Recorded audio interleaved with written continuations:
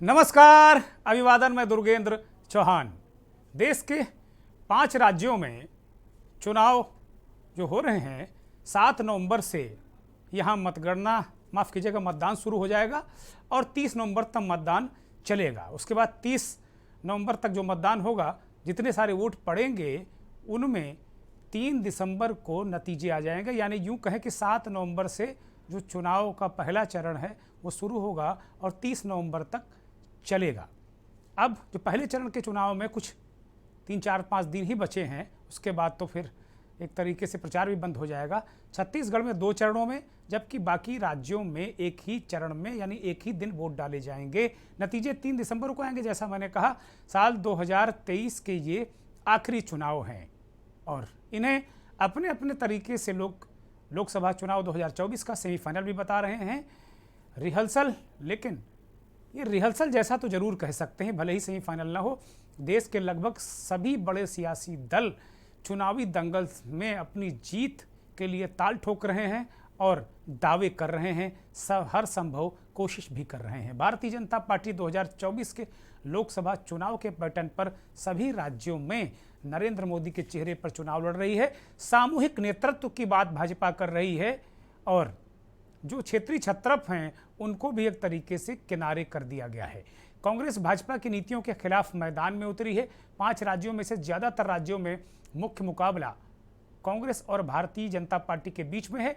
तेलंगाना को छोड़ दें तो वहाँ बीआरएस और कांग्रेस के बीच मुकाबला है। बाकी राजस्थान, छत्तीसगढ़ और मध्य प्रदेश में सीधा मुकाबला कांग्रेस और बीजेपी के बीच में। लेकिन समाजवादी पार्टी और बहुजन समाज पार्टी कांग्रेस की मुश्किलें मध्य प्रदेश और राजस्थान में कहीं कहीं बढ़ा रही है। तो कुल मिलाकर अगर देखा जाए तो वास्तव में बीजेपी मध्य प्रदेश में सत्ता में है, छत्तीसगढ़ में कांग्रेस और राजस्थान में कांग्रेस सत्ता में है। तो चुनौती कांग्रेस के सामने 2 राज्य बचाने की है और जो बीजेपी है उसके सामने भी चुनौती 2 राज्य बचाने की है। जो मिजोरम है वहाँ भी मिजो नेशनल फ्रंट MNF के साथ भी बीजेपी की सरकार है, NDA की सरकार है। हर चुनाव मोदी जोश शोर से चुनावी प्रचार करते हैं, प्रधानमंत्री उतरते हैं। बंगाल के चुनाव में ताकत झोंक दी थी, कर्नाटक में उन्होंने ताकत झोंक दी थी, गुजरात में ताकत झोंक दी थी, हिमाचल में ताकत झोंकी थी। हिमाचल में तो एक प्रत्याशी से जो नाराज लोग थे, बीजेपी के बागी थे, उनसे भी बात की थी नरेंद्र मोदी ने। नरेंद्र मोदी बहुत पूरे मन से, शिद्दत से पार्टी के लिए जूझते हैं, काम करते हैं और उतरते हैं। लेकिन और वास्तव में मोदी के सहारे नैया भी बीजेपी की पार होती है। चाहे लोकसभा में तो खुद चेहरा होते हैं, लेकिन विधानसभाओं भी मोदी के चेहरे पर ही वोट पड़ते हैं। लेकिन ऐसा इस बार होता दिख नहीं रहा है। प्रधानमंत्री चुनाव प्रचार से दूर हैं इधर कुछ दिनों से, या बहुत कम वो उन चुनावी राज्यों के इर्द गिर्द पेरीफेरी में सामाजिक सांस्कृतिक कार्यक्रमों में वो गए हैं। किसी की जो इस तरीके के कार्यक्रमों में गए हैं जो किसी संत महंत का कार्यक्रम हो, किसी समाज सेवी की जयंती हो, इस तरीके के कार्यक्रमों में वो गए हैं।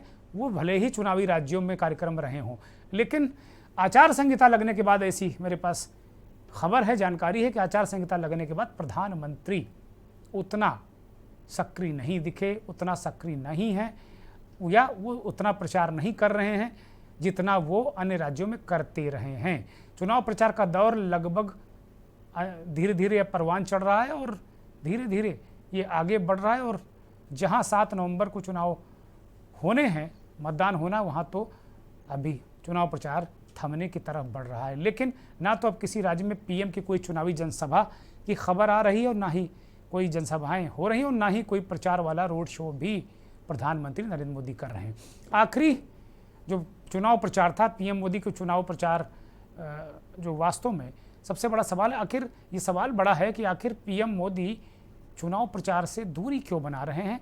ये सवाल विपक्ष भी दाग रहा है। विपक्ष भी पूछ रहा कि PM मोदी चुनाव प्रचार से क्यों दूर। मंथन आज इसी पर कि प्रधानमंत्री की प्रचार से दूरी मास्टर स्ट्रोक या मजबूरी।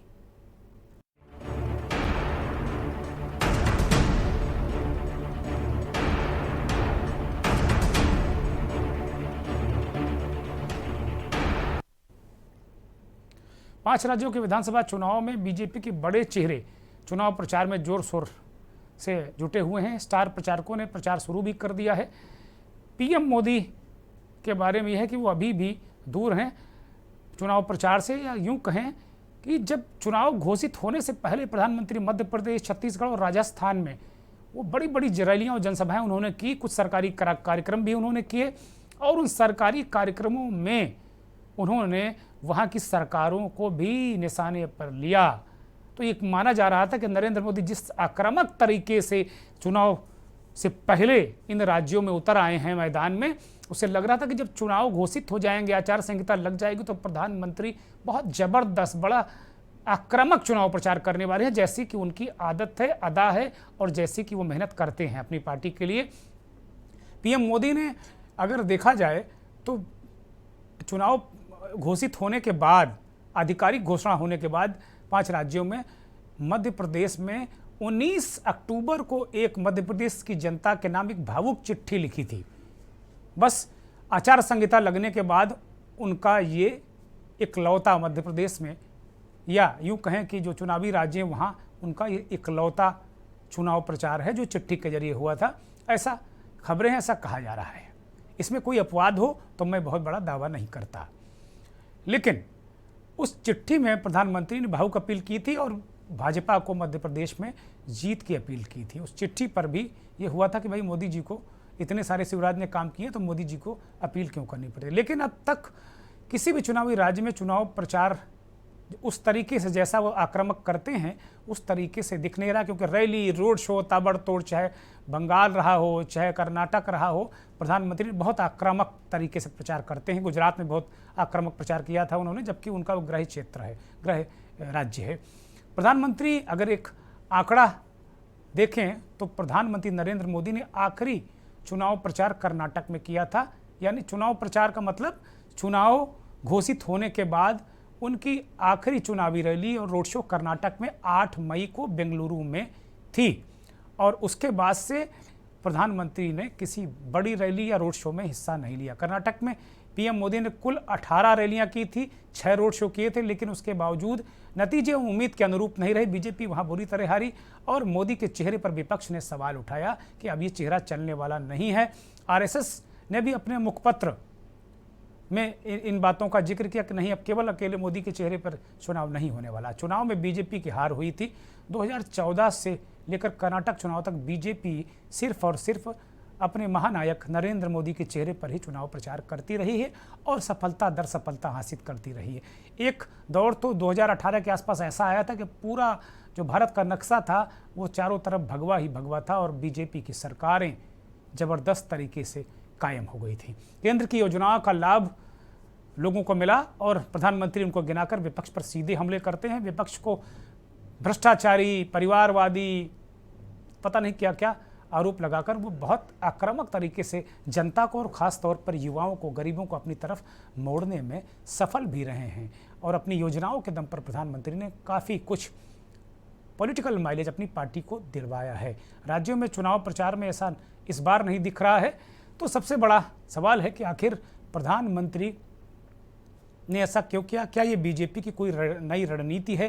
क्या इस रणनीति में 2024 का लोकसभा चुनाव छिपा हुआ है? क्या मोदी ने 2024 के लिए चुनाव अभियान या प्रचार को देखते हुए फिलहाल विधानसभा चुनाव के जो प्रचार हैं, या विधानसभा चुनाव का जो प्रचार है उसमें आक्रामक प्रचार न करके फिलहाल वो हो सकता है कि अभी समाप्त होते होते प्रचार कुछ रैलियां वो करें या कुछ रोड शो करें, और फिर राज्यों के जो इंटरनल सर्वे भी आ रहे हैं उनमें भी अगर राजस्थान को आप छोड़ दें तो जो हिंदी भाषी राज्य हैं, चाहे छत्तीसगढ़ चाहे मध्य प्रदेश, वहाँ जो सर्वे बता रहे हैं कि बीजेपी पिछड़ रही है वहाँ।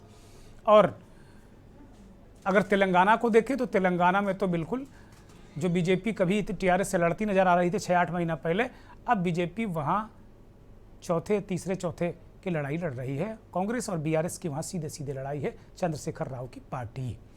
पीएम की क्या, विपक्ष भी सवाल उठा रहा है कि क्या पीएम की छवि, क्या उनका चेहरा डेंट ना हो इसलिए ऐसा किया गया है? क्या ये मास्टर स्ट्रोक है, कोई रणनीति है, या नरेंद्र मोदी अभी अचानक फिर से अवतरित होंगे और धुआंधार प्रचार करके विपक्ष की धज्जियां उड़ा देंगे? इस तरीके की भी बातें हो रही हैं। बीजेपी के अंदर भी बहुत सारी इस तरीके की बातें हो रही हैं। अमित शाह ज़्यादा दिख रहे हैं। राजनाथ सिंह की एक रैली मध्य प्रदेश के इंदौर में मैंने देखी, उसके अलावा राजनाथ गडकरी जैसे नेताओं को प्रचार में जगह नहीं मिल रही है। कहने के लिए उनका नाम स्टार प्रचारकों की सूची में है। हाँ, योगी आदित्यनाथ की सभाएं हैं, वो कर भी रहे हैं। हेमंता बिस्व शर्मा की सभाएं हैं, वो कर रहे हैं। ये फायर ब्रांड नेता हेमंता बिस्व शर्मा ताजे ताजे नए फायर ब्रांड नेता बने हैं, उनकी भी सभाएँ हैं। लेकिन अगर कुल मिलाकर देखा जाए तो जेपी नड्डा भी बहुत उस तरीके से नज़र नहीं आ रहे हैं। वो केवल ये है कि अध्यक्ष हैं तो लाज बचा रहे हैं अपनी, लेकिन सब कुछ पूरा जो 5 राज्यों का चुनाव है वो अमित शाह के इर्द गिर्द ही घूम रहा है। मध्य प्रदेश में जो स्थानीय नेतृत्व है, चाहे राजस्थान हो, चाहे मध्य प्रदेश हो, चाहे छत्तीसगढ़ हो, स्थानीय नेतृत्व पूरी तरीके से गौड़ है और केंद्रीय नेतृत्व ने अपने हाथ में कमान संभाल ली है। अमित शाह ने वहाँ पर भूपेंद्र यादव और रेल मंत्री अश्विनी वैष्णव को लगा रखा है। भूपेंद्र यादव श्रम मंत्री हैं। इन्हीं दोनों के जरिए वहाँ का पूरा चुनावी मैनेजमेंट हो रहा है। इसी तरह राजस्थान में भी और छत्तीसगढ़ में भी चुनावी जो मैनेजमेंट है अमित शाह पूरी तरीके से देख रहे हैं। इस पर भी विपक्ष ने भी हाल में सवाल उठाया। अमित शाह ने शिवराज चौहान की मौजूदगी में एक सभा में बयान दिया, भाषण दिया उन्होंने, और उसमें कहा गया कि भाई अफसर कमल का ध्यान रखें। उन्होंने वहाँ की मध्य प्रदेश के नौकरशाही को भी याद दिलाया कि अफसर कमल का ध्यान रखें, नहीं तो उनका कोई ध्यान नहीं रखेगा। ये शायद आचार संहिता के उल्लंघन में आता है, लेकिन पता नहीं चुनाव आयोग कहाँ है। गृह और कानूनी मामलों के मंत्री भी हैं वो, तो आचार संहिता, और वो कहते हैं कार्यकर्ताओं से, वो कहते हैं कि आचार संहिता की चिंता मत करो, और कार्यकर्ताओं से कुछ बैठकों में कहते हैं कि एसपी बीएसपी की मदद करो, और साफ साफ करें कि रूठों को मनाने की ज़रूरत नहीं, वो खुद आ जाएंगे। तो इस तरह की चीज़ें ये बता रही हैं कि बीजेपी थोड़ा मुश्किल में है इन राज्यों में। हाँ, राजस्थान में थोड़ी स्थिति मजबूत दिख रही, वहाँ बीजेपी हो सकता है अपनी सरकार बना ले जाए, इसमें कहीं कोई अभी बहुत इस तरीके की चीज़ें नहीं दिख रही, लेकिन वहाँ भी मुकाबला बड़ा ज़बरदस्त है। हमारे साथ मेहमानों का एक पैनल जुड़ गया है। देवेंद्र यादव भारतीय जनता पार्टी के नेता गौतम बुद्ध नगर से हमारे साथ जुड़े हैं। देवेंद्र जी, बहुत स्वागत, बहुत बहुत धन्यवाद, बहुत आभार। सचिन रावत हमारे साथ कांग्रेस के प्रवक्ता जुड़े हैं लखनऊ से। सचिन जी, बहुत स्वागत, बहुत धन्यवाद, बहुत आभार। संतोष यादव वरिष्ठ पत्रकार कानपुर से हमारे साथ जुड़े हैं। संतोष जी, बहुत स्वागत, बहुत धन्यवाद, बहुत आभार।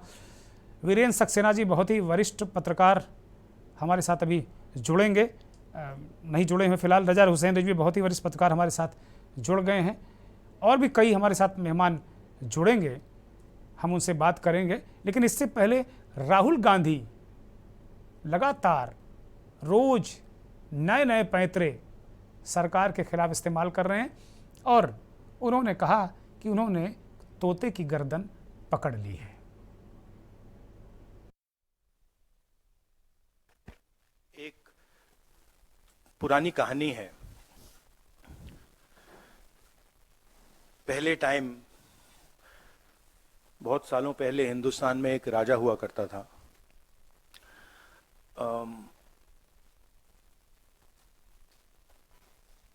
उसके खिलाफ सारे लोग खड़े हो गए थे। पूरी जनता, सारा का सारा ऑपोजिशन उन पर आक्रमण कर रहा था, और वो टेफ्लॉन जैसे थे। उन पर जितना भी आक्रमण करो कुछ होता नहीं था। तो थोड़े साल बाद जो ऑपोजिशन के लोग थे जो उसको रेजिस्ट कर रहे थे, वो बाहर एक ऋषि बैठा रहता था, उसके पास गया। उसने कहा कि बताइए, हमें बात समझ नहीं आ रही है। हम इस राजा पर मतलब 24 घंटा आक्रमण करते हैं, जनता इसके खिलाफ है, कुछ होता ही नहीं है। जितना हम इस पे आक्रमण करते हैं ऐसा लगता है कि हम गलत जगह मतलब तीर मार रहे हैं। तो ऋषि ने कहा, वो काफी मतलब नॉलेजेबल था, तो उसने कहा देखिए एक्चुअली बात क्या है, ये जो राजा है इसकी आत्मा इसके अंदर नहीं है। इसकी आत्मा वहां पे पीछे एक छोटा सा घर है, वहां पे एक पिंजड़े में एक तोता बैठा है। इसकी जो आत्मा है ना, वो उस तोते के अंदर है। उस तोते को जाके आप पकड़ लीजिए, राजा खत्म हो जाएगा। बहुत इंटरेस्टिंग कहानी है, क्योंकि नरेंद्र मोदी जी की आत्मा अदानी में है। तोता कहीं बैठा है, राजा कहीं बैठा है, और बहुत समय के लिए सारी की सारी ऑपोजिशन राजे पे अटैक कर रही थी। राहुल गांधी कह रहे हैं कि मैंने तोता पकड़ लिया है। वो तोता अडानी के रूप में है। राहुल गांधी लगातार हमले कर रहे हैं।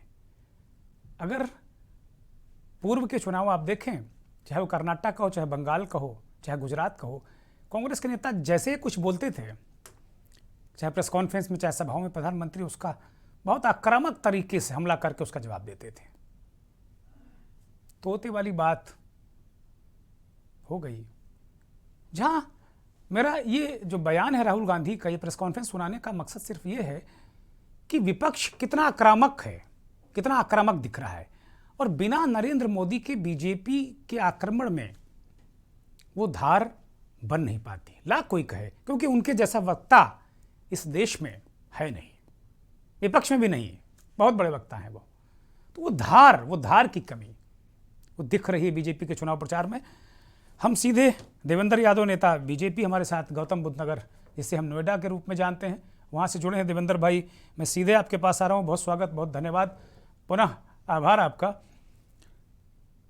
आपने सुना होगा कि जो मैंने कहा कि धार, प्रधानमंत्री जब चुनाव प्रचार करते हैं तो उसका आयाम बिल्कुल दूसरा ही होता है, भूतो न भविष्यतो। और वो जिस तरह आक्रमण करते हैं, फिर विपक्ष के सारे हथियार धरे के धरे रह जाते हैं। लेकिन वो हथियार, वो प्रधानमंत्री का वो आक्रामक प्रचार इस चुनाव में अभी दिख नहीं रहा। जब से एक तरीके से आचार संहिता लगी और आधिकारिक रूप से चुनावों की घोषणा हुई है, ये कोई रणनीति है, आप लोगों का मास्टर स्ट्रोक है, या फिर कुछ और है? देवेंद्र भाई, अपने आप में बहुत बड़ी पार्टी है, और ये पार्टी एक संगठनात्मक पार्टी है। इस पार्टी में सभी की एक जिम्मेदारी तय होती है, और पार्टी की एक रणनीति भी होती है। पार्टी के जो स्टार प्रचारक हैं, जिसको जहां पर आवश्यकता होती है, पार्टी उसको वहां पर जिम्मेदारी, दायित्व देके भेजती है, वो अपना काम करती है। और भारतीय जनता पार्टी एक ऐसी पार्टी है जो 24 घंटे एक इलेक्शन के अलर्ट मोड में रहती है। अगर आप 24 घंटे पहले आप घोषणा करें, तो भारतीय जनता पार्टी का संगठन और कार्यकर्ता इतना है कि उसे कोई प्रचार प्रसार की आवश्यकता नहीं है। ठीक है। मैं ये तो बड़ी ठीक है, मैं सहमत हूँ कि भारतीय जनता पार्टी संगठन वाली पार्टी है, सामूहिक नेतृत्व वाली पार्टी। बहुत सहमत हूँ इन बातों से, क्योंकि मैं बीजेपी और आरएसएस को भी बहुत करीब से जानता हूँ। लेकिन आप ये मान लें कि आपका मुख्य गेंदबाज, जिसके दम पर आपने बड़े बड़े मैच, विश्व कप जीते हों, और वो मुख्य गेंदबाज केवल इसलिए नहीं कि भाई उसको जिम्मेदारी नहीं दी गई। ऐसा तो हो नहीं सकता कि नरेंद्र मोदी को ये जिम्मेदारी नहीं हो, क्योंकि वो तो दुनिया को जिम्मेदारी देते हो। ठीक है, मैं मान लेता हूँ कि संगठन से मोदी जी भी गवर्न होते हैं, निश्चित तौर पर होते होंगे, मुझे इसमें कोई आश्चर्य नहीं है। लेकिन पूर्व में तो लगातार आप कर्नाटक के चुनाव प्रचार को देखिए, 17 रैलियाँ, 18 रैलियाँ, उससे पहले बंगाल में रैलियाँ, गुजरात में रैलियाँ, हिमाचल में रैलियाँ, और अभी चुनाव घोषित होने से पहले भी मध्य प्रदेश, छत्तीसगढ़ और राजस्थान और तेलंगाना तक में प्रधानमंत्री ने बड़े बड़े कार्यक्रम, सरकारी भी हुए और गैर सरकारी भी, पार्टी के भी कार्यक्रम हुए, उनमें लगातार वो विपक्ष को चैलेंज करते रहे, विपक्ष को दौड़ाते रहे, विपक्ष को एक तरीके से घेरते रहे। तो अब ऐसा क्या हो गया है देवेंद्र भाई? देखिए, ऐसा कुछ भी नया नहीं हुआ जिसको आपको, या मतलब विपक्ष की पार्टी जिस बात को वो कहना चाह रही है, ऐसा कहीं पे भी किसी तरीके का कुछ भी नहीं है। जो हमारा नेतृत्व है, उसको जो जैसा जिस समय लगता है, वो उस समय उस पर उतना काम होता है। और आपने एक कहानी भी पढ़ी होगी उसकी, गिलहरी और कौवे वाली। तो गिलहरी अपना काम समय से करती है, और कौवा वो कहता है कि मैं बाद में अपनी फसल को इकट्ठा कर लूंगा। तो हमारी जो पार्टी की जो नीति है और जो हमारा काम है, वो समयबद्ध तरीके से सही वक्त पर, सही वक्त जो टाइम होता है, जो हमारा स्टॉक होता है, वो करने का। और आज भारत के अंदर देखेंगे, इलेक्शन जो है मुद्दों के ऊपर है, विपक्ष के पास कोई मुद्दा ही नहीं है। और जो भी जनमानस की समस्या है उस पर भारतीय जनता पार्टी ने काम किया है, और इसलिए भारतीय जनता पार्टी पूर्ण रूप से आश्वस्त है कि 5 राज्यों में भारतीय जनता पार्टी की सरकार बनेगी। देवेंद्र भाई, ये तो दौर चल पड़ा है। राहुल गांधी तोते की कहानी सुना रहे हैं, कह रहे ऋषि ने बताया कि तोता झोपड़ी में है, और आप गिलहरी की कहानी सुना रहे हैं। अरे भैया, हम लोग कहानी सुनने के लिए बैठे हैं क्या?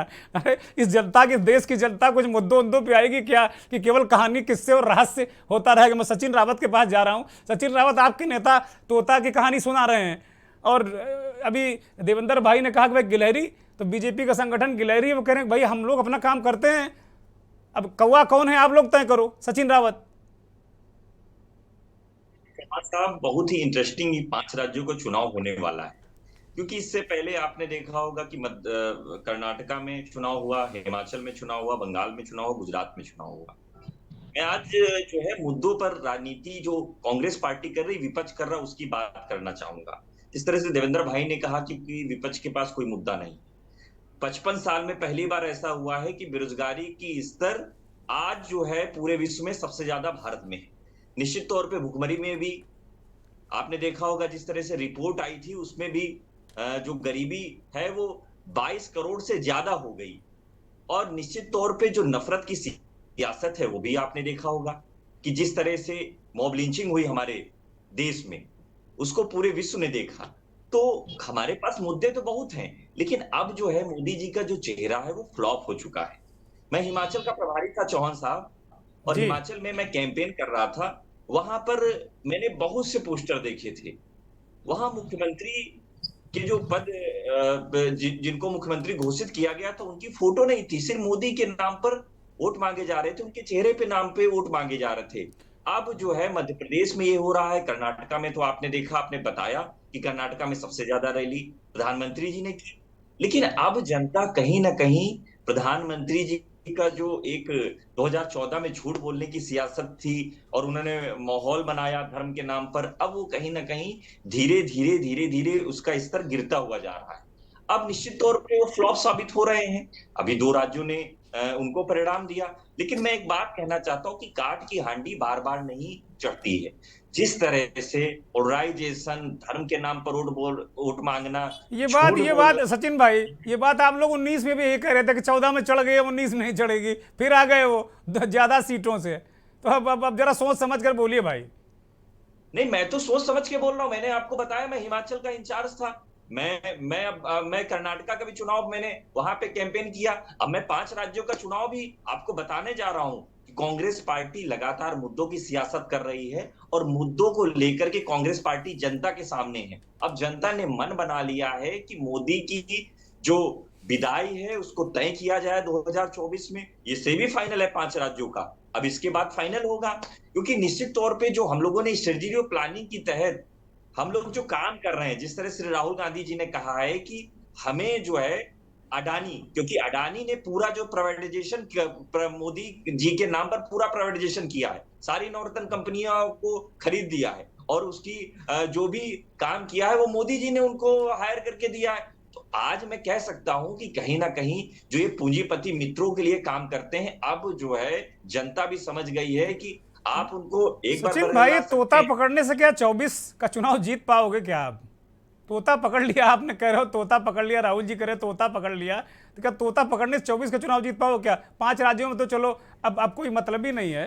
5 राज्यों में तो अपने अपने दावे हैं। एक ब्रेक पर जाना होगा, ब्रेक के बाद बीजेपी के नेता से रिएक्शन कि भाई मोदी जी का चेहरा बहुत बड़ा चेहरा है, और कांग्रेस के लोग ये कह रहे हैं कि भाई अब वो नहीं चलने वाला, काट की हांडी बार बार नहीं चढ़ेगी, 2 बार तो चढ़ गई। एक ब्रेक ले रहा हूं।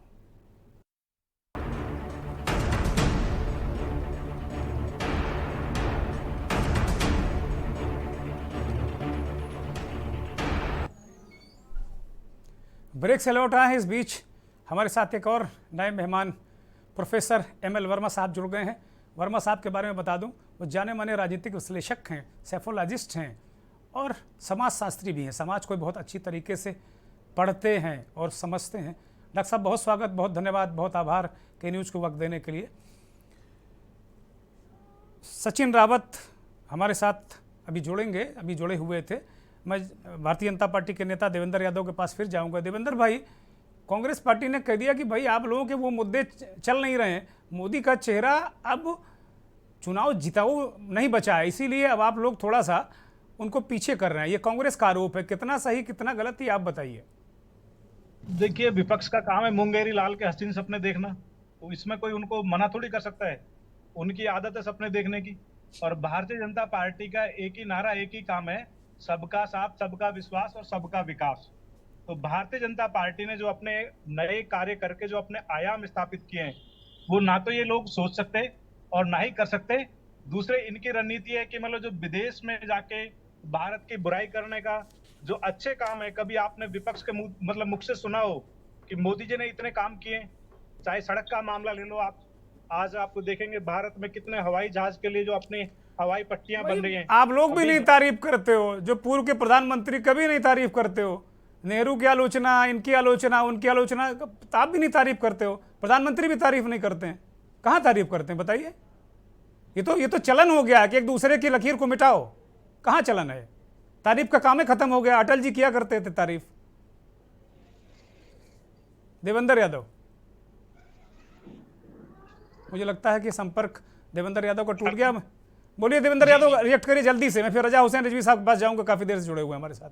जी सर, देखिए, भारतीय जनता पार्टी काम करने में विश्वास रखती है और भारतीय जनता पार्टी ने अपना काम करके दिखाया। आज भारत का प्रत्येक नागरिक मोदी जी में अपनी आस्था रखता है और डबल इंजन की सरकार ने जो काम करके दिए हैं, विपक्ष उसकी बात तक नहीं करता और करना तो बहुत। ठीक है, ठीक है देवेंद्र यादव, मैं लौटता हूं आपके पास। रजा भाई, आपके पास आ रहा हूं। जिस तरीके से हमने 2014 बल्कि 2012, 13, 14 अब तक लगातार लगभग 10-12 सालों से नरेंद्र मोदी को चुनावी राजनीति के केंद्र बिंदु में हम लोगों ने देखा और आंखें खोली तो लगा सुबह से प्रधानमंत्री जी लगे हैं, दिन में 5-5, 7-7 सभाएं, 6-6 सभाएं, 10 रोड शो, जहां भी छोटा से छोटा बड़ा से बड़ा चुनाव हो, प्रधानमंत्री जी ने बहुत निश्चित तौर पर अपनी पार्टी को एक अलग तरीके की ऊर्जा दी है और एक तरीके से वो इंजन बनकर, बहुत पावरफुल इंजन बनकर वो अपनी पार्टी को खींचकर यहाँ तक वो लाए हैं। लेकिन 5 राज्यों में जब से चुनाव की घोषणा हुई है, आयोग ने घोषणा की है, उसके बाद से प्रधानमंत्री की सक्रियता उतनी दिख नहीं रही है। क्या वजह हो सकती है रजा भाई? देखिए दुर्गेश चौहान जी, आप देखिए, अधिसूचना जारी होने से पहले मोदी जी ने कई राज्यों में, आपने स्वयं बताया है कि जा करके मीटिंग की है। और ये अलग बात है कि मध्य प्रदेश में मंच के ऊपर जो है वो शिवराज जी का नाम नहीं लिया, वो एक अलग मुद्दा था। और मीटिंग करके, बड़ी मीटिंग करके चले भी आए। तो अधिसूचना जारी करने से पहले कई बड़ी बड़ी घोषणाएं राज्यों में करके करोड़ों करोड़ रुपए की मोदी जी आ गए हैं। अब ऐसा है कि अधिसूचना जारी हो गई है, पर्चे दाखिल हो रहे हैं, पर्चे दाखिल होकर के नाम फाइनलाइज हो जाए, किसका टिकट कट रहा है, किसका टिकट मिल रहा है, किसका जो है वो फार्म गलत भर रहा है, किसका जो है वो कैंडिडेट जो है पर्चा वापस ले रहा है, सब ये जब तय हो जाएगा, जब कैंडिडेट बिल्कुल कंप्लीट हो जाएगा, उसके बाद कैंपेन चलेगा। आप देखिएगा मोदी जी एक एक राज्य में कम से कम 7-7, 8-8 मीटिंग पूरे जो है 7 नवंबर से लेके 30 नवंबर तक वो करेंगे और बहुत तेजी से करेंगे। ये अभी बहुत जल्दी कहना है कि प्रधानमंत्री मोदी जी नहीं दिख रहे हैं, ये हमें लगता है। रजा भाई, सवाल इसलिए उठा है, रजा भाई मैं माफी के साथ में आपको रोक रहा हूं, सवाल इसलिए उठा है कि पूर्व का जो ट्रैक रिकॉर्ड है प्रधानमंत्री जी का, वो कोई टिकट वापसी का लिस्ट लेकर कभी नहीं बैठा कि कौन प्रत्याशी बैठा है, कौन जा रहा है। ये काम तो बहुत बड़ी टीम करती है। प्रधानमंत्री पूर्व के आप जितने भी चुनाव आप देख लीजिए, उत्तर प्रदेश से लेकर सारे चुनाव, और आपने ठीक कहा, मैंने भी जिक्र किया कि भाई चुनाव से पहले तो उन्होंने सभाएं चुनाव जैसी की हैं, सरकारी कार्यक्रम किए हैं, लेकिन जब से घोषणा हुई, आखिरी जो उनका चुनाव प्रचार था जो सही मामले में बेंगलुरु में हुआ था 17 को, उसके बाद से आज तक चुनावी मैदान में जब घोषणा हो गई हो, उसके बाद से प्रधानमंत्री की कोई चुनाव में कोई भागीदारी है नहीं, जो रिकॉर्ड हमें मिल रहा है। बीच में जैसे अभी वो चित्रकूट गए, तो वो चित्रकूट जहां कार्यक्रम था मफतलाल की जयंती के अवसर पर, वहां पर वो चित्रकूट मध्य प्रदेश में आता है, मध्य प्रदेश के मुख्यमंत्री भी वहां मौजूद थे, तो उसको चुनावी रैली या सभा नहीं कह सकते हम रजा भाई। बिल्कुल उसको चुनावी रैली नहीं कहेंगे, उसको तो कहेंगे अपनी सरकारी योजनाओं को वहां पर धन देना और धन दे करके बताना कि हम ये काम करेंगे, इतना करोड़ रुपया महाराष्ट्र को दे, मध्य प्रदेश को दे रहे हैं, इतना करोड़ रुपया हम छत्तीसगढ़ को दे रहे हैं, कि आम जनता समझे कि सरकार जो है पूरा जो है पैसा दे करके इस राज्य के विकास के लिए लगी हुई है। तो ये मोदी जी ने किया चुनाव से पहले और चुनाव के बाद, क्योंकि कोई भी चुनाव रैली होती है तो मंच के ऊपर उस क्षेत्र का विधानसभा का कैंडिडेट खड़ा होता है, हाथ जोड़े खड़ा रहता है, और प्रधानमंत्री अपनी स्पीच देते हैं। स्पीच के बाद कहते हैं फलाना आनंद नगर विधानसभा का जो है रामलाल कुलीर हमारे जी खड़े हुए हैं हाथ जोड़े, ये देखिए भाई इनको वहां से भारी मतों जिताइए। तो फाइनल होने दीजिए नाम, उसके अजय बाद भाई मैं एक प्रश्न और कर रहा हूं आपसे। बीजेपी वो पार्टी है जिसने 3 महीने पहले टिकट घोषित कर दिए थे, क्या बात कर रहे हैं आप? हाँ सही है। अपवादों को छोड़कर, एक दो छोड़कर, बीजेपी ने सबसे पहले छत्तीसगढ़, सबसे पहले मध्य प्रदेश, इन 2 राज्यों में सबसे पहले घोषित कर दिया था। 3 महीने पहले टिकट घोषित हो गए थे वहां। लेकिन दूसरी पार्टियों ने कहा कि अभी जो है वो नक्षत्र ठीक नहीं है, सब जो है गमी की पता तारीख नहीं चल किसका रही है। नक्षत्र रजा भाई ठीक नहीं है, ये हम तो खुशी की तारीख में जो है घोषित, कांग्रेस ने कहा कि हम अभी कैंडिडेट घोषित नहीं करेंगे, वो तो कर चुके क्योंकि हैं, तो मामला बहुत पुरानी बात है रजा भाई। कांग्रेस की भी खत्म हो गई अब। हाँ तो लिस्ट अब नक्षत्र पता नहीं किसके बारे में आप कह रहे हैं, किसका नक्षत्र खराब है किसका ठीक है, पता नहीं हमें, वो तो खैर ज्योतिषी लोग जाने। आम जनता बताएगी वोट दे करके कितना खराब है जी। लेकिन ये सही है कि प्रधानमंत्री उस तेजी से भी नहीं निकल पा रहे हैं जिस तेजी से और चुनाव में निकलते थे। हाँ। लेकिन जब प्रधानमंत्री जी निकलेंगे ये तो बहुत बात तो धुआंधार रजा भाई हम भी निकलेंगे। कह रहे हैं कि जब निकलेंगे तो धुआंधार करेंगे वो, और हम भी ये मान धुआंधार रहे निकलेंगे हैं, हमें भी और- उम्मीद है कि वो और निकलेंगे सबको- जरूर, हम भी मान रहे हैं कि सबको- निकलेंगे।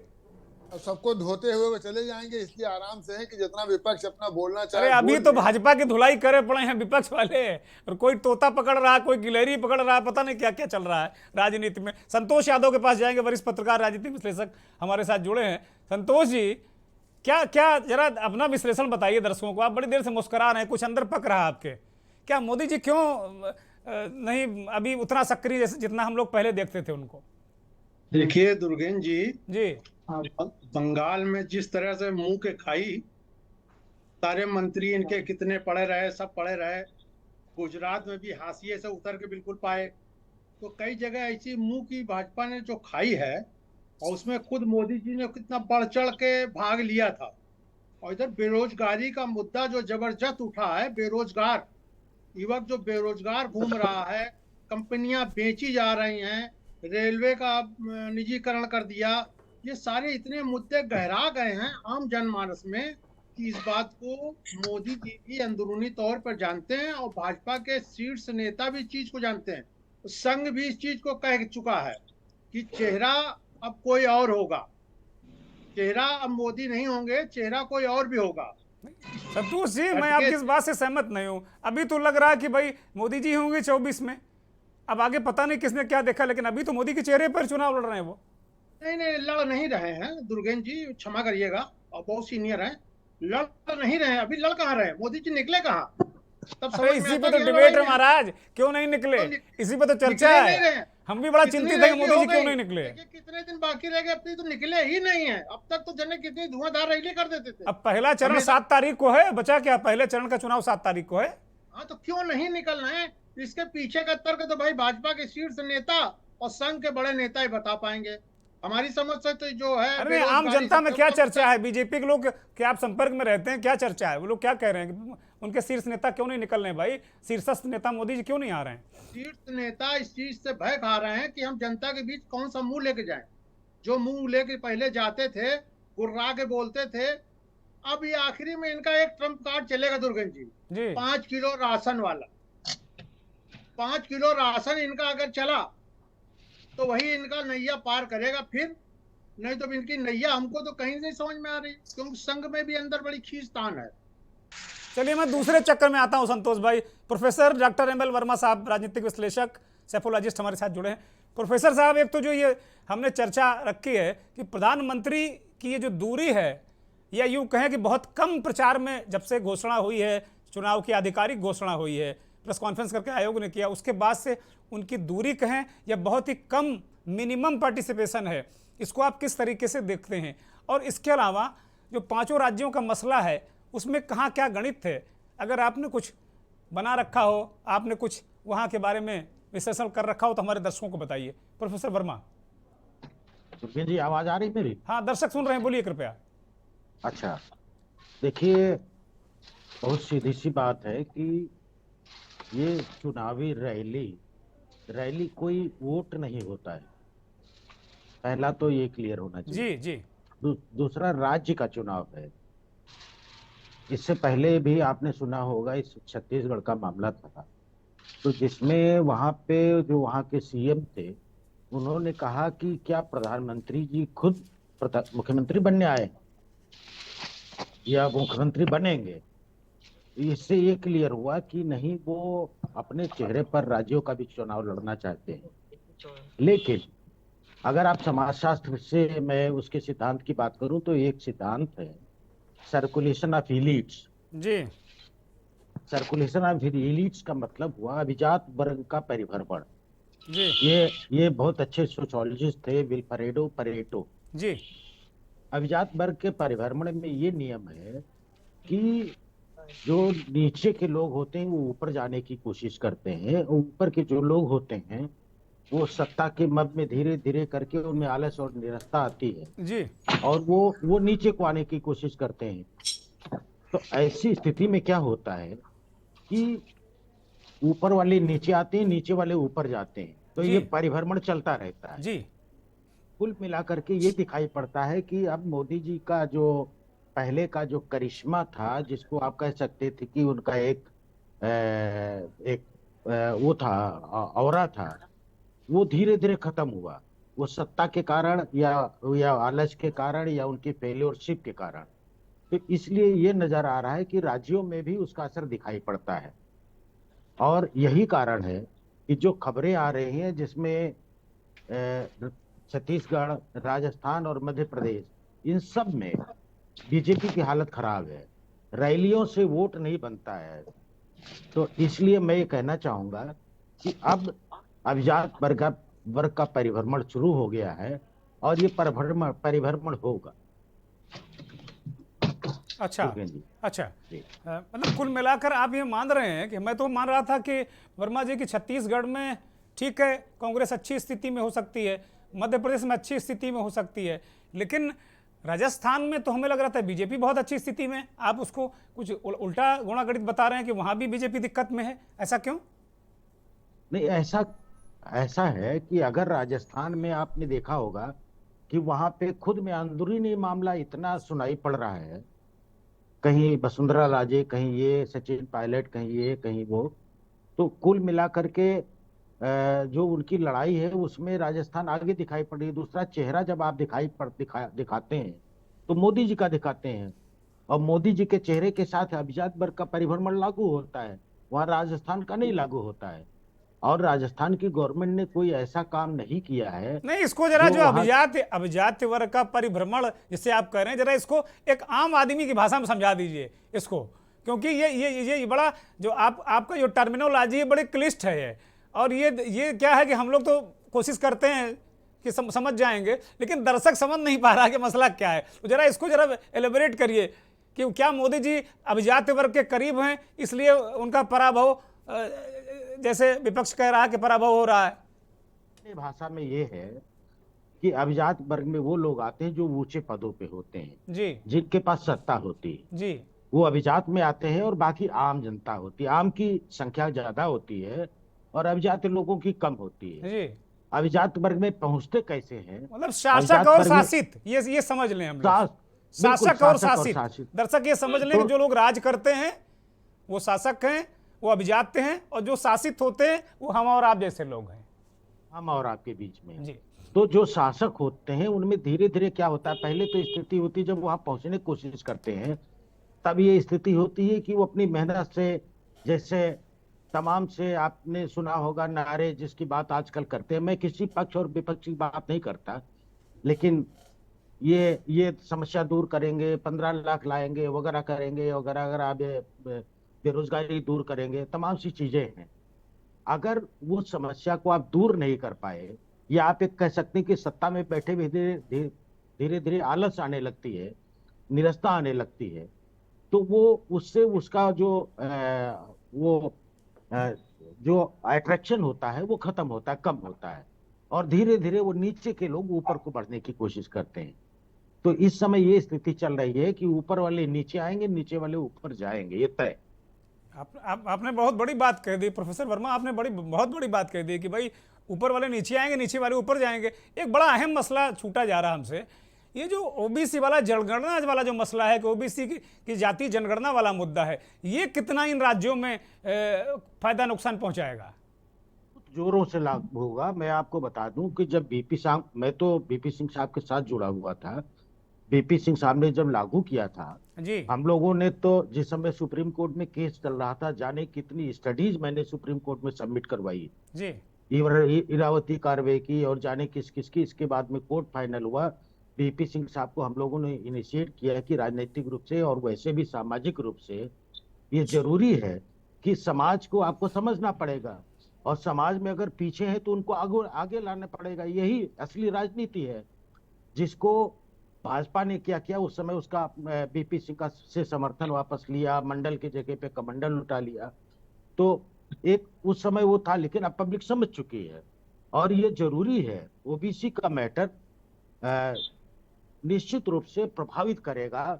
और जिसको ये कह सकते हैं कि जहां तक संख्या की बात होती, वोट की बात होती, लोग अपना उस समय उतनी जागरूकता नहीं थी जितनी अब हो चुकी है। अब युवाओं में भी बेरोजगारी भी तमाम सी दिखाई पड़ती है, इसलिए जागरूकता के नाते ओबीसी का मैटर बहुत काम करेगा। ठीक बात है। देवेंद्र यादव, प्रोफेसर वर्मा ने बहुत निर्छीर विवेकी तरीके से पूरे मसले को रख दिया है। वो कह रहे हैं कि जो अभिजात वर्ग है उसका पराभव होना है। अभिजात वर्ग कौन होता? शासक। मैं चेहरे की बात नहीं कर रहा हूँ, जिसकी सत्ता है उसको नीचे आना है, और जो नीचे है ऊपर जाना है। ये साइकिल है, ये समाजशास्त्र का नियम है। एक किसी बहुत बड़े सैफुल्लाह जिसको भी उन्होंने कोट किया है। हाँ बिल्कुल। वो कह रहे हैं कि भाई नरेंद्र मोदी, ऐसा नहीं कि नरेंद्र मोदी बहुत वो कमजोर हो गए, लेकिन जो सत्ता की शिथिलता आती है, सत्ता बहुत सारी चीज़ों पे आंखों में चश्मा चढ़ा देती है, उसकी वजह से चीज़ें दिक्कत में है बीजेपी। और वो कह रहे हैं जो ओबीसी का मुद्दा बहुत बड़ी मुश्किल में डालने वाला है। ओबीसी वाला जो ओबीसी की जो जनगणना है उससे बहुत मुश्किल आएगी। आप भी ओबीसी समाज से आते हैं, ये बात ध्यान में रखकर बोलिएगा। बिल्कुल बोल रहा हूँ। आपकी जो बातें जो कहा है आपने, देवेंद्र यादव से प्रश्न है वर्मा जी मेरा, ये क्योंकि ये भी ओबीसी समाज से आते हैं, तो ये इनको भी ये बात ध्यान रखनी होगी, क्योंकि बीजेपी के नेता खुलकर बच रहे हैं। अब जितने ओबीसी नेता हैं, इस पर नहीं कह रहे हैं कि नहीं ये गलत बात है। देखिए, आज जो अपना आकलन है, अपना जो मानना है, ये कुछ भी हो सकता है, लेकिन जो आज आप ओबीसी की बात करेंगे, जो देश के प्रधानमंत्री हैं वो खुद ओबीसी समुदाय से आते हैं, और बाकी आप हमारे केंद्र मंत्री देखेंगे, ओबीसी को कहीं पर भी नजरअंदाज नहीं किया गया है। ओबीसी को पूरा यहाँ पर सम्मान दिया गया है। जनगणना की बात कर रहे हैं, कह रहे एक्सरे कराओ। राहुल गांधी कह रहे हैं एक्सरे कराओ, समाज का एक्सरे, उनको एक्सरे चाहिए, और आप एक्सरे कराने को तैयार नहीं हो। मर्ज कैसे पता चलेगा? एमआरआई, हम तो कह रहे हैं एमआरआई करा लो भाई। बिल्कुल नहीं, जो भी उनको लगता है, जो भी है वो जांच करा लें। ये भारतीय जनता पार्टी सबका साथ, सबका विकास और सबका विश्वास लेके चलने वाली पार्टी है। इतनी बहुमत से तभी ये सरकार दोबारा भारतीय जनता पार्टी केंद्र में बनी है। ऐसे ही लोगों का मत विश्वास हासिल नहीं है। और जैसे आपने सुना होगा उनकी 5 किलो राशन देने की बात है, पक्ष भी हमारा प्रचार प्रसार खूब कर रहा है, इसलिए हमें कहीं से कहीं तक भी कोई दिक्कत नहीं है। भारत के लोगों पर पूर्ण विश्वास है। देवेंद्र यादव ओवर कॉन्फिडेंस में तो नहीं हो? ओवर कॉन्फिडेंस में तो नहीं हो? या मजबूरी है यही बोलना? जब हम काम करते हैं और काम का विश्वास जब लोग मानते हैं, तो उस पर पूर्ण विश्वास जनता के ऊपर रहता है। और जनता को मालूम है, अगर आज कोई देश की चिंता करने वाला है तो वो योगी मध्य प्रदेश में शिवराज जी हो या केंद्र में मोदी जी हो। शिवराज को तो किनारे लगा दिया आप लोगों ने। एक ओबीसी नेता जो थे आपकी पार्टी में, असली वाले, उनको किनारे लगा दिया आपने। कहां कौन नाम ले रहा उनका? देखिए, मैंने कहा भारतीय जनता पार्टी एक संगठन की पार्टी है। संगठन को जब जिसको जो जिम्मेदारी देनी पर होती है, यहाँ पर कोई किसी तरीके की अपनी व्यक्तिगत बात नहीं होती। भारतीय जनता एक राष्ट्र की बात करती है, तो इसलिए विपक्ष को लगता है विपक्ष केवल काम करता है मलाई के लिए। भारतीय जनता पार्टी का भी कार्यकर्ता अपने स्वयं के लिए काम नहीं करता, चाहे संघ को ले लीजिए और चाहे हमारी अपनी भारतीय जनता पार्टी के संगठन को ले लीजिए। राहुल गांधी कह रहे हैं तोता पकड़ लिया हमने, वो तोता मलाई वाला तोता है, उसी तोते की मलाई खा रहे हैं लोग। वो आरोप लगा रहे हैं इस बात को लेकर, कह रहे हैं हमने तोते की गर्दन पकड़ ली है, वही तोता मलाई पहुंचाता है सबको। देखिए, इनको 10 साल में खूब पता चल गया। अब आगे भी इनको पता लग जाएगा। भारतीय जनता पार्टी सबका विकास कब करती है, सबकी चिंता करती है। उसी तरीके से भारतीय जनता पार्टी को पूर्ण विश्वास है भारत के लोगों पे, जो भारत माता को ठीक प्रेम है। करते हैं। आप लग रहा है पूरा टाइप वाला लेकर आए, वही बोलोगे आप, हम समझ गए। प्रोफेसर एमएल वर्मा के पास जा रहे हैं। प्रोफेसर साहब, देवेंद्र यादव कह रहे हैं कि भाई सबका साथ, सबका विश्वास, सबका विकास, वो कह रहे हैं कि इसी नारे से उनका काम चल जाएगा, उनको कोई जाति जनगणना की जरूरत नहीं है, और उनका सबसे बड़ा नेता तो ओबीसी है।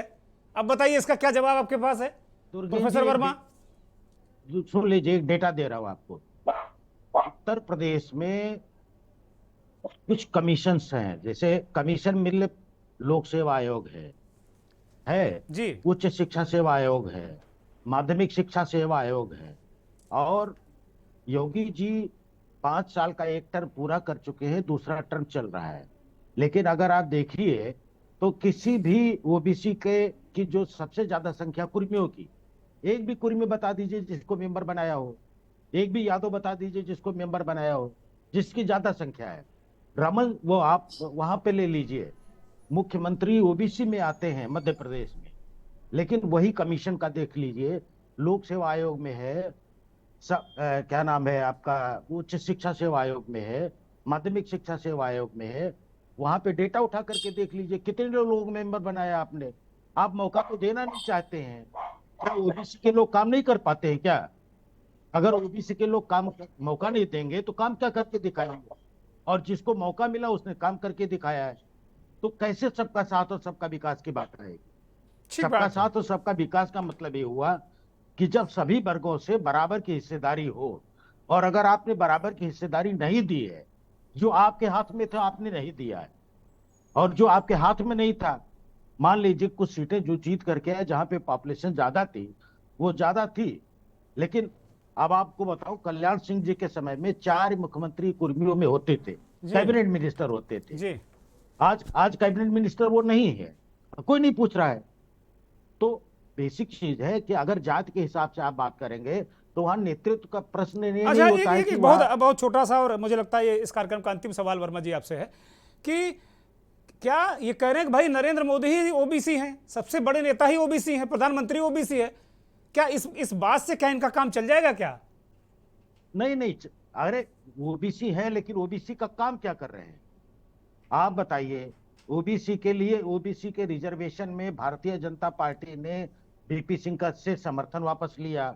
ओबीसी की वो गणना नहीं करा रहे हैं, जातीय जनगणना नहीं करा रहे हैं, ओबीसी को छुपा रहे हैं। अभी एक दिन की बात आई थी सदन में जिसमें राहुल गांधी ने कहा था कि साथ जितने आपके सचिव हैं उसमें से 90 में से 3 लोग हैं खाली। हाँ, 5%। राहुल गांधी इस मुद्दे को जोरदारी से उठा रहे हैं कि 5% सेक्रेटरी हैं और उतना ही आपको अधिकार है फंड का एलोकेशन का। आपके पत्रकार बंधुओं में भी उन्होंने पूछा कि कितने लोग हैं आगे, जब मौका आप नहीं देंगे लोगों को आगे बढ़ने का। मुश्किल एक हाथ उठा, कोई कैमरामैन तो उन्होंने हाथ उठाया, मैं हूं ओबीसी, बमुश्किल। सामाजिक दृष्टि से अगर आप समाज को ढंग से नहीं देखेंगे और समाज में जिसकी जरूरत है आप उसको मौका नहीं देंगे तो बेचारा क्या करेगा? ऐसे दबा कुचला हजारों साल से तो अभी पड़ा रहेगा। ठीक बात है। और वही आप काम कर रहे हैं। तो खुद से होने से, एक चेहरा दिखाने से, वो 10 साल हो गया एक चेहरा दिखाने का, वहां सर्कुलेशन ऑफ इलिट्स लागू होगा। मुझे लगता है कि जो पूरे मंथन का जो सवाल था वो आपने जवाब दे दिया। आपने जवाब दे दिया सिद्धांतों के अनुसार, समाजशास्त्र और राजनीति विज्ञान के सिद्धांतों के साथ में उसका आपने जवाब दे दिया कि मोदी जी दूर क्यों हैं। चेहरा जो आपने कहा ना कि चेहरा, अब दिक्कत है चेहरे में, दिक्कत। रजा भाई, मैं आपके पास जा रहा हूं। एक तो इस बात से आप कितना सहमत हैं कि क्या ओबीसी वाला मसला जो है क्या इन राज्यों में प्रभाव डालेगा या नहीं डालेगा? एक छोटी सी टिप्पणी आपकी चाहता हूं। देखिए, ओबीसी वाला एक बड़ा मसला है, ये छोटा मसला नहीं है। और जो ओबीसी समुदाय से जुड़े हुए लोग हैं, इनके मन के अंदर ये बात हमेशा 24 आवर्स कोदती रहती है कि जो हमारा हिस्सा है वो हमारा हिस्सा मिलना चाहिए। तो जो भी सरकारें, जहां भी सरकारें हैं, उन ओबीसी भाइयों का जो हिस्सा है उस हिस्से को उनको देना चाहिए। और अगर उस हिस्से को नहीं देते हैं, जाहिर सी बात है कहीं ना कहीं उनके मन में ये बात जरूर आएगी कि जो हमारा हक है वो अगर ठीक से हमें नहीं मिल रहा है तो जाहिर सी बात है कि सरकारों को सोचना चाहिए, नहीं तो आम जनता सोचेगी फिर समय के ऊपर, तब तक बहुत देर हो जाएगी। ठीक बात है। मैं अंतिम टिप्पणी के लिए संतोष यादव के पास जाऊंगा। संतोष यादव, ये चुनाव में आप देख पा रहे हैं क्या ओबीसी का मुद्दा जिसे बीजेपी कुछ नहीं मान रही है? देवेंद्र यादव कह रहे हैं कि भाई सबका साथ सबका विकास, क्या इस नारे से इनका काम चल जाएगा क्या 5 राज्यों में और लोकसभा चुनाव में? बहुत छोटी सी टिप्पणी संतोष जी, समय है नहीं बिल्कुल। नहीं, इससे इनका काम चलने वाला नहीं। ओबीसी इस समय बहुत जागरूक हो गया है, जैसा हमारे माननीय वर्मा जी ने कहा, बहुत जागरूक हो गया है। और उसको हमेशा दलित पिछड़ा कुचड़ा इन लोगों ने बहुत कुचला सबको। अब वो सब जागरूक होकर एक मंच पे जब आ रहे हैं तो इनको ये खल रहा है और उन्हीं के खिलाफ ज्यादातर आक्रमण करते चले जा रहे हैं। जो पिछड़ा वर्ग का नेता उठा, बोले इसको जेल में डाल दो, दलित हुआ कहीं इसको किसी में फंसा दो।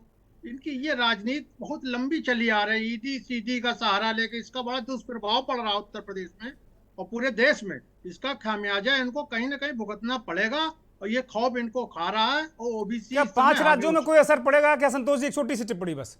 बहुत जबरदस्त असर पड़ेगा दुर्गेश जी। आप देखिएगा नाव के बाल कितने बोले चंद दिनों में सामने आ रहे हैं, अभी समझ में आ जाएगा क्या हुआ। बहुत शुक्रिया संतोष यादव, देवेंद्र यादव, सचिन रावत, बहुत बहुत शुक्रिया।